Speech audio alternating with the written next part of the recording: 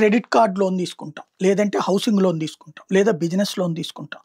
ఆ తర్వాత అది కొన్ని రోజులు కడతాం. ఆ తర్వాత కట్టలేకపోతాం. అప్పుడు ఆళ్ళు వరుసబెట్టి ఫోన్‌లు చేస్తారు, వెంట పడతారు. నా దగ్గర ఏం లేవు, ఏం చేయమంటారంటే, ఉన్నది స్వాధీనం చేసుకుంటాం అంటారు. అప్పుడు ఓటీఎస్ వన్ టైమ్ సెటిల్‌మెంట్ అని చెప్పి ఇప్పుడు మనం 6,00,000 10,00,000 ఇవ్వాలంటే, ఓ 4,00,000 5,00,000 తీసుకొని అక్కడితో క్లోజ్ అన్నటువంటిది రాసిస్తారనమాట.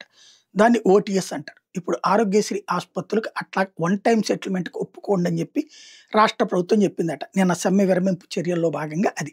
అంటే వాళ్ళకి 3,000,00,00,000 ఇవ్వాల్సుంటే మరి ఏమన్నా అందులో మామూలుగా ఏంటంటే డిస్కౌంట్‌లు మందుల షాపుల్లోనూ వీటిట్లోనే ఇస్తున్నారు. ఇప్పుడు పాపం ఈ హాస్పిటల్లోళ్ళు ఆరోగ్యశ్రీ నెట్వర్క్ ఆసుపత్రులు డిస్కౌంట్ ఇవ్వాలనుకుంటా.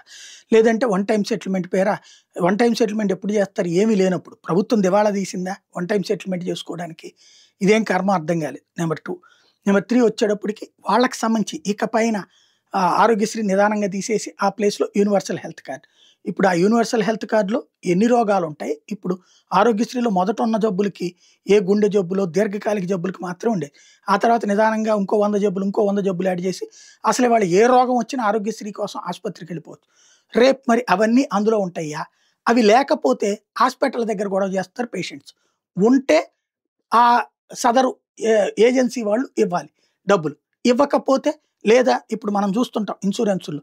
మనకు రూ. 1,00,000 అయిందంటే 40,000, 60,000 ఇస్తుంటాడాడు. అలాంటి సిట్యుయేషన్‌లో ఏం జరుగుతదప్పుడు?